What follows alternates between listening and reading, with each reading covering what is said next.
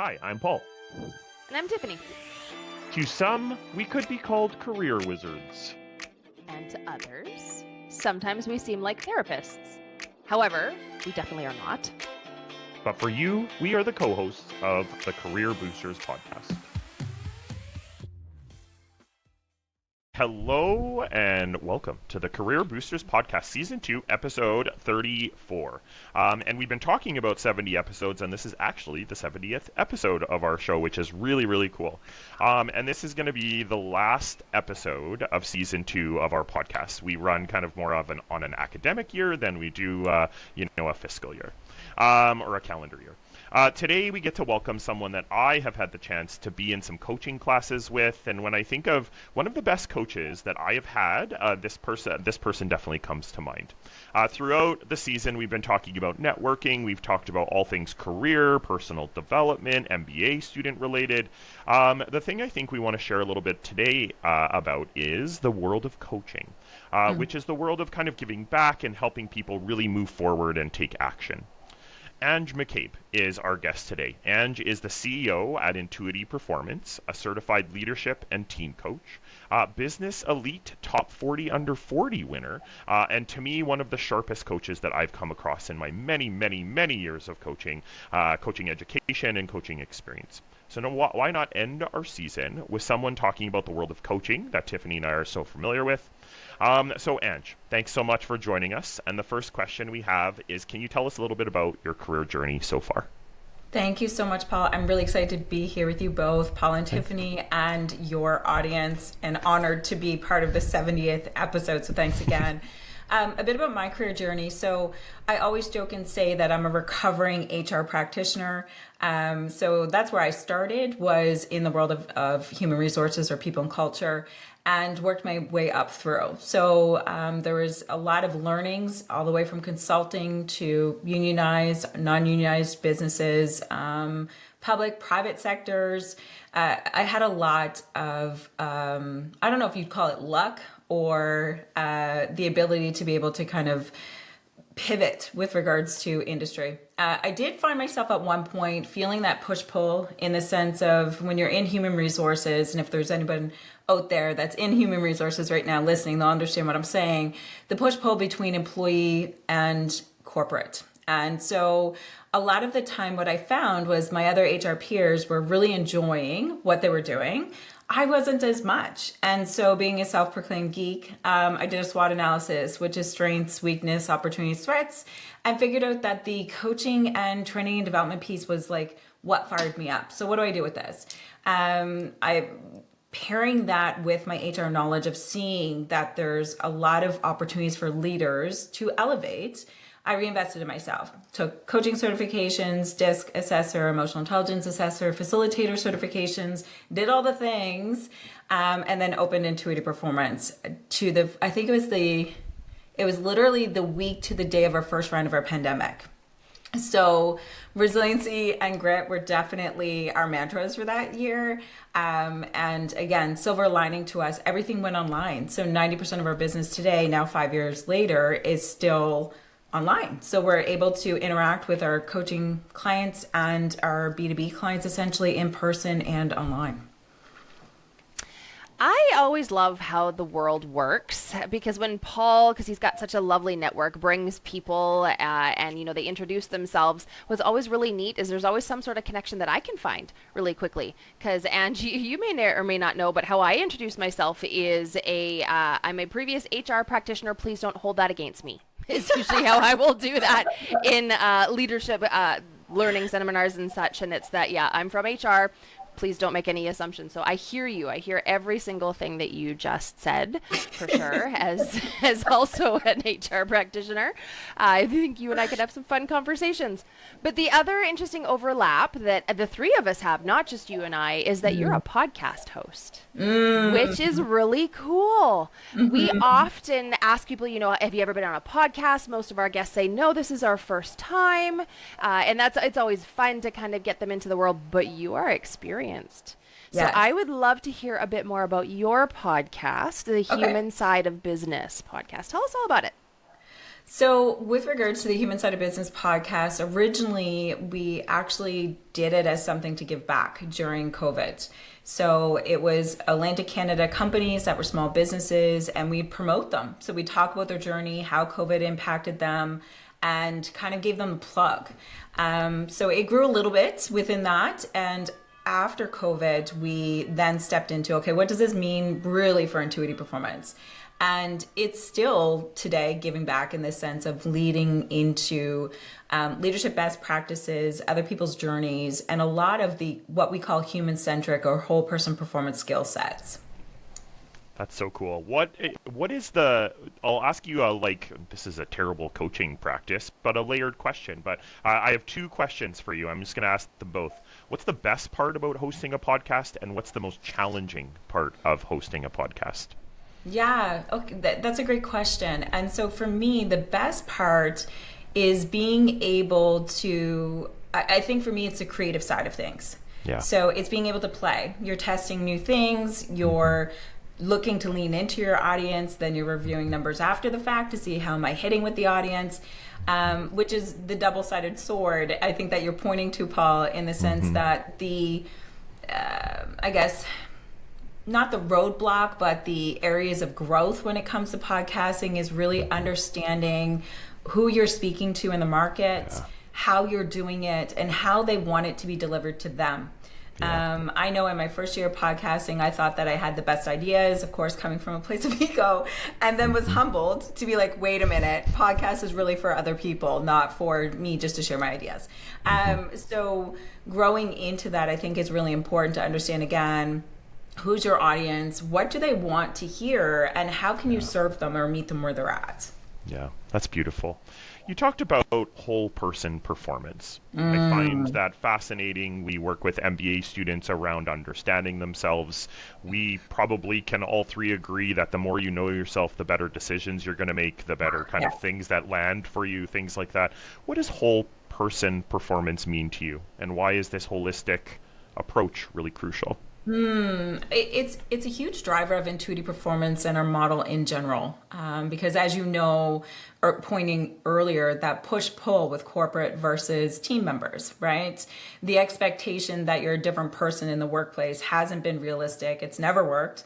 And so when we're talking about whole person performance from our seat, it's really about recognizing that people don't leave their humanity at the door when they walk into work, right? So if you're spilling a cup of coffee on yourself, if you are late for your children's drop off, et cetera, those things do not just stop because you've walked in the workplace. There's still impacts. It's understanding that we're essentially not machines, and we bring those stresses or stories or values and essentially our identities. What we surmise that at Intuity is like what's in our backpack. And we bring that with us, and organizations can't ignore that, especially when it comes to our leadership teams. And we've seen time and time again that when we do ignore those things, it ends up in disengagement, burnout, and revolving door of talent, which we know is super costly, especially in today's competitive, innovative markets, right? So our approach essentially is really rooted in the belief that when we're looking for sustainable performance, when we're looking for innovation, you have to support that whole person. It's not just a cookie cutter it's not just a cookie cutter one size fits all approach. It means developing, and I think, Paul, you pointed to it earlier, emotional intelligence, those quote unquote soft skills that really aren't soft to learn. Things like building resilience and confidence, agility as a leader in today's market and environment, adaptability. What we call those buckets of things or skill sets is really the mental fitness when it comes to leadership, because you need to practice it. You need to reflect. And we pair that with real world leadership skill sets as well, like decision making under pressure, communication during change, and it's real integration is about what creates that lasting leadership. It's not just a good training day or that kind of silver shiny ball of best practices. There's an interesting connection. Paul and I talk a lot about brand, personal brand specifically, and we often get questions from students, especially when we're first starting to talk about it, that point at, are we talking about my professional brand or my personal brand? And that question of an assumption that there's perhaps two or more different brands that we have, and the conversation and the framing that Paul and I utilize around we are us. We are us in different contexts, and you just talked about the whole person. We're for any Severance fans, watchers, right? We don't go up and down an elevator and get access to different parts of our brain, whether we're going to work or not. Right. We are a whole person, and I love how you talk about that. Thank you. Can I put a little pin on this push pull, or the word I also heard is polarity? I work with leaders a lot around polarities, the push pulls, the things that we deal with. What is something that leaders often, I'm going to go with the negative, that get wrong? What are the misconceptions that you're often busting around those push pulls? Yeah, that's a really interesting question. The first thing that comes up for me, Tiffany, is that leaders often feel like they have to get it all right. They have to have all the answers. And that's very far from the truth. Team members really just want to have connection. And studies have proven that time and time again over the past few decades. But for some reason, we still have that stigmatism around, because I'm a leader, I have to be better than, versus I need to connect with my team members, understand what they need. I may not have all the answers, but as long as I'm transparent, I'm still building trust. And I would suspect coaching comes in around that to help people understand that. So we've talked about you as the podcaster, and we've talked about you as the recovering HR professional. Oh, do I identify with that? But can we talk about you as the coach? Tell us a little bit about your coaching philosophy and you as a coach. Yeah, again, so it embodies the whole person approach. And we always start with that person in front of us. So whether it's one-on-one coaching or it's, group leadership coaching within our niche markets that we work with, we really, I guess, embody the fact that it's not one size fits all. And to your point, you mentioned the word branding or your brand identity. And for us, we label that as your leadership identity, which encompasses that whole person. So our first step is really to understand how they think and how they lead and what's getting in the way, or what do they want to elevate. So we use evidence-backed assessments tools to kind of surface some of those blind spots through, I don't want to say gentle conversation, but I feel like it's collaborative, because that allows us to co-create goals. To really understand, with regards to the leaders that we're working with or the teams that we're working with, who are you trying to become? What kind of leader do you want to be, especially when it's hard? And then from there, we co-create a coaching, essentially, container that's really equal parts reflection and reps. So going back to that mental gym thought process. It wraps into experiential learning. And I always say that coaching with us really is about building the muscles of clarity, communication, and adaptability over time, and not just changing that quick fix. That's beautiful. When we think about even the world we live in, right, this career development, career management for young professionals wanting to be leaders at the end of the day, you sometimes just have to go out and try things. You sometimes have to just go out, and you talked about experiential learning, and that's one thing that I wanted to really hone in on, because I think you don't know what you don't know, but you also need to try and practice things at the mental gym, right? You need to be able to, hit the dumbbells for your networking skills, or be able to go to the rower and talk about the how do I brand myself? How do I talk to other industry and business professionals with them, allowing them to know who we are. When you think about the world of coaching that you're in, you have this team coaching, you have leadership coaching. How do you measure success when it comes to coaching, and what does transformation with leaders look like for you? That's a great question. I was going to be cheeky, but then I'll pivot and I'll be serious. I was going to say what measures success is, are they coming back to us again? No, but I'm teasing. Essentially, we look at it both from a subjective and an objective perspective, right? Because when it comes to coaching, we all know, as coaches in the room here especially, that it's a bit of an art and a science. So from, I guess, a quantitative perspective, we, again, co-create metrics. So do we want to increase empathy in the workplace? Do we want to increase our communication styles? And we have, again, those evidence-backed measures in place so that we're doing pre and post. Surveys, I guess, is what we call. And that could be individual, depending on the client relationship, or it could be across organization, or maybe we're feeding into some of those HR stats with regards to engagement, retention, etc. And also with regards to the individuals, understanding on basically a Likert scale as to how are they navigating things like conflict or fear or whatever that goal was, right? I guess I would say on the artistic side of things or intuitive side of things, for us, transformation really looks much quieter than really kind of loud numbers and what people expect. So it's not always the big aha moments, although sometimes it's welcomed and it does show up. But it's that 1% shift, we call it, in how someone shows up in the room, in how they go from reactive to responsive, from second guessing to being more grounded in the way that they speak or show up for their team members, and from needing to have all the answers to being able to hold space and just ask better questions. I really appreciate the transformation is quieter. And I know I often talk about leaders about finding your first domino. That it's not about all of the dominoes coming crashing down and changing. It's what can you, like, what's the first one that you need to tip? And that's often a very quiet tip, which I think is beautiful. I'm going to carry that one forward.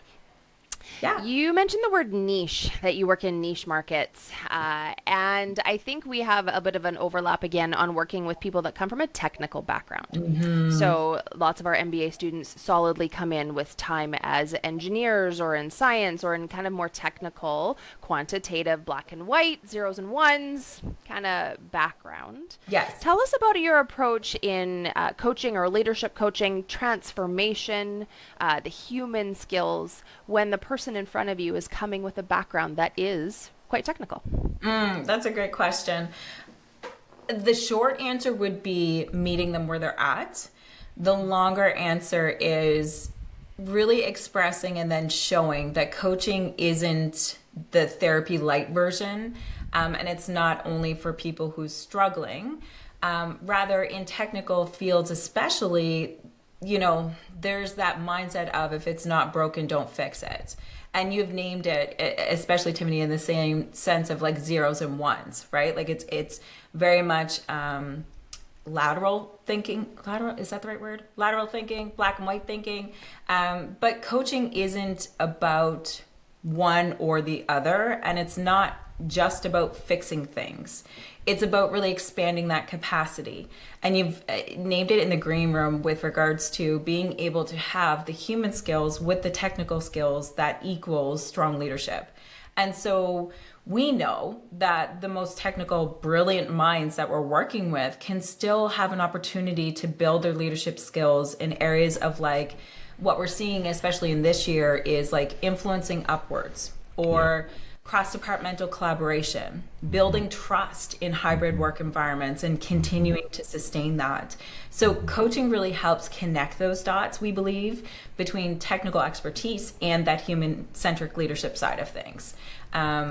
Basically for us, that's where we can see where there's the real innovation that lies ahead for them. Yeah, that's so cool.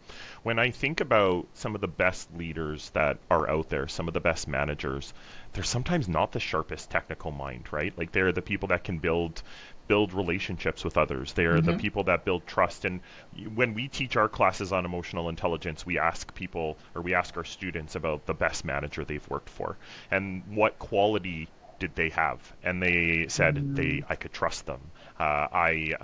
They were kind. They were all of these things. And we point out the fact that not one of them said that they are the best at Excel or they are the best at transforming widgets into other widgets or whatever that looks like, right? It is simply just that they treated me as a human and they used human skills. And then we look at things like empathy, or we look at things of like confidence and self-regard, all of these things, right? Which is really interesting. But beyond individual coaching, how do you help leaders build high performance teams in environments where kind of innovation and collaboration are critical? That's another great question. I think you have just kind of rolled out the red carpet for the best answer in the sense of setting the stage, because we really help leaders become what we call culture shapers. So it's not just about, to your point, the Excel spreadsheets. It's really about leaning into a lot of the emotional intelligence or human skills sides of things. So that means on a day-to-day basis, being able to lead and build your team norms and clarifying the purpose. You know, why are we here? What are we doing here? Why does your job matter so much? And basically teaching the leaders how to communicate with that emotional clarity and not just strategic direction, right? Because again, it comes all the way back down to, do we have a connection or not? And if we don't, what is it as a leader that I need to be able to unlock so that I can have that connection with all of my team members? Within that is also a huge focus on psychological safety. So safe to fail environments, because if we don't feel safe, cortisol levels increase, stress increases, and we're less innovative.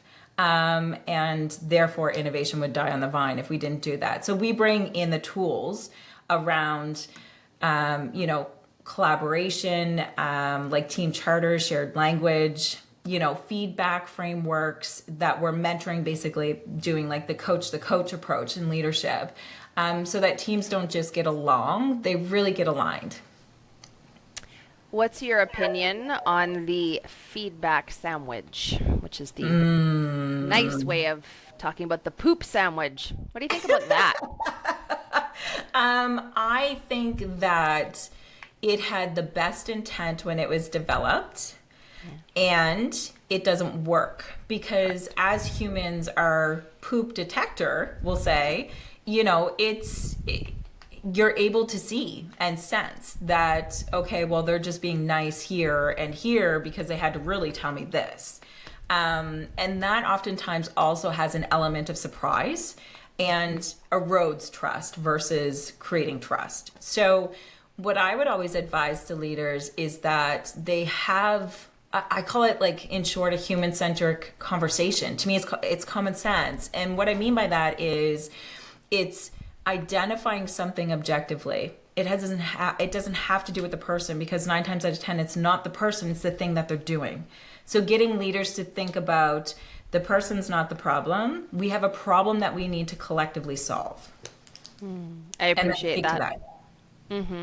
I think the poop sandwich is still getting airtime, and I know certainly from an L&D or learning and development and HR perspective, there's been a lot of myth busting that is trying to get out there and to talk about, you're right, best intent, it sounded good. Yes. However. Yes. Thanks for highlighting that. Before we move to a lightning round, what advice do you have for future leaders, which really is the audience of this podcast, either early leaders or future leaders who are really wanting to build their human skill set? So if I had to pick, I would say that, like we talked about again in the green room earlier, leading starts with, or not just with, but from within.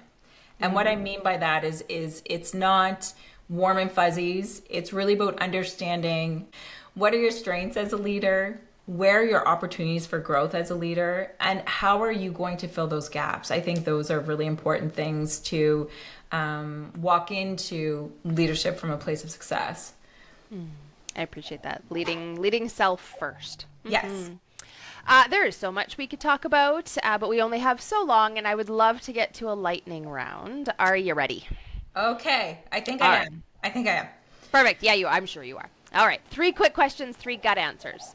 What part of your career story has given you the biggest boost? So without getting into the story itself, the biggest boost that I received was basically learning by reflecting, building and doing both as a leader and an entrepreneur. There's definitely a story there. Sounds like a juicy one. What do you wish you had learned sooner? To trust my own judgment and abilities. and to know that there's no roadmap to tell us that we're responsible for our own successes until we either hit a certain level of maturity, I don't know, or you're faced with entrepreneurship. So if someone could tell me those two things, I think that would be amazing. Yeah, I'll take a side of that too. All right, service is really important to Paul and I. It's something that is just kind of natural. We live and breathe it. So we're always curious to hear how service is going to show up for you in the coming week. That's a great question. First and foremost, and I don't know if it will make or break Intuity, we really focus in on our consultants and coaches. So we're looking each and every week to understand what do they need from us, where can we grow them, how can we ensure that their cup is full throughout the week. So that's kind of one pillar. Then from a client perspective, we're constantly serving. So being able to actively coach and serve, our demographics of technical leaders has been an absolute gift to be able to give back. Appreciate that. All right, Paul, you're up. It's your random question. You know, Ange, we have had many wonderful, wonderful conversations, and today being just a contributor to that as well. Thank you. We've learned about the coach, we've learned about the leadership and the person who helps leaders grow and develop. Outside of the coaching and the entrepreneurship and things like that, what would we find Ange doing on a daily or weekly basis outside of the world of work? Tell us a little bit about something outside of the world of work. What do you do? Well, as you just seen, my dog just ran into the room. So Lily is our fur baby who just came in from daycare. So outside of work, I have a young dog and son. Both keep me quite busy. So my son's 12, he's in baseball. So we're at this stage where mom is still loved and mom is the chauffeur at a distance. So navigating that as a change as an adult. I also devote time to board of directors. So I'm serving on the Ireland Reaching Out board, which has been fantastic to learn about my own Irish heritage as well as to give back and add value to ancestry and finding our ancestors in Ireland. Cool. Yeah. Lily was really well timed there. It's like she had the cue to run in. She always has to say hello when she comes home. That's fabulous. And there's another overlap. I also have a Lily. However, she's not a dog. She's a cat. But she also runs my house. So Yes. I can identify with the Lily-ness of it all. Oh, man. Ange, thank you so much for dedicating and serving our audience, an audience that you don't know, an audience that is going to be really appreciative and will enjoy this conversation. But this isn't a space you didn't have to show up in, but when you were asked, you did, and you offered just such wonderful insights into an expanded world, I would say, of Paul and I. Our audiences are a bit different. You know, we come from different places, but I think the three of us have some really beautiful overlaps, and you did a wonderful job in communicating them. And you talked about clarity and communication and adaptability, and that is very much what I, in the short amount of time of meeting you, see, as well as that emotional clarity and that depth. And I can only imagine how you bring that not only to the team that you lead, and then of course makes ripples out to all of those that you serve, to the leadership community, to those people that are really trying to do the very best that they can, but we know that leaders get into leadership roles often without leadership skill sets. And so thank you for being a part of making really big ripples in their lives as well. Thank you. And for sharing that time for us. And from one person who has bright colored hair to another, like super appreciate your willingness to be you and to be authentic and to put that out there in the world. Thank you so much for spending time with us. Thank you. It was an honor to be here. Happy to come back anytime. Yes, absolutely happy to have you. Perfect. All right, key takeaways, which as with every great guest, there's a whole bunch. But I picked up on something and I commented on it just in the moment, but I want to expand on it a little bit. And her thought that transformation is often quieter.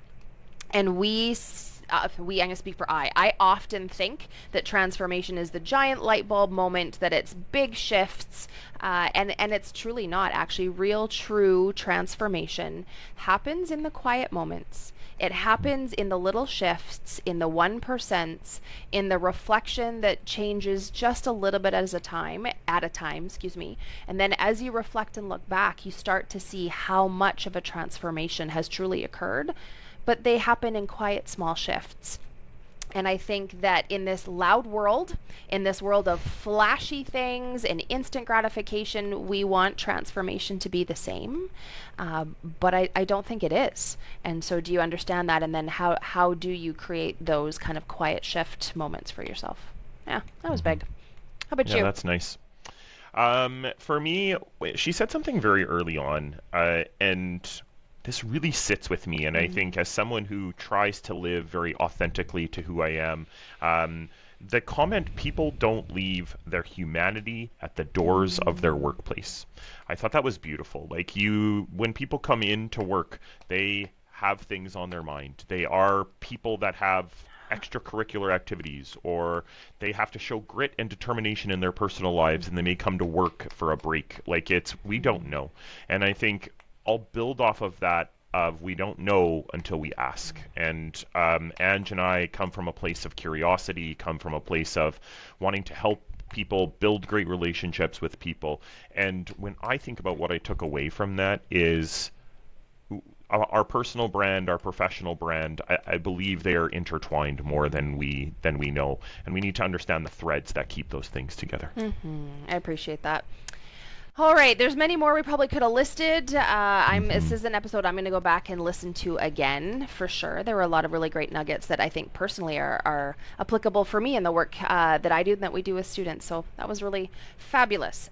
And it brings us to the end of season 2. We are done. 70 episodes. Season 2 is done. We get a break, hoping that many of you also get a break. We know our students are getting a break.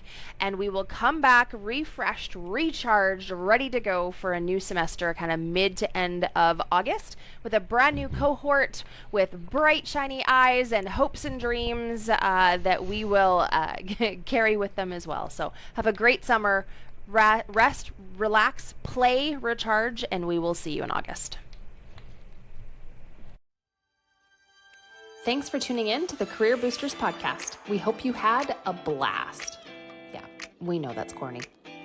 Catch you next time, and remember to subscribe wherever you enjoy podcasts.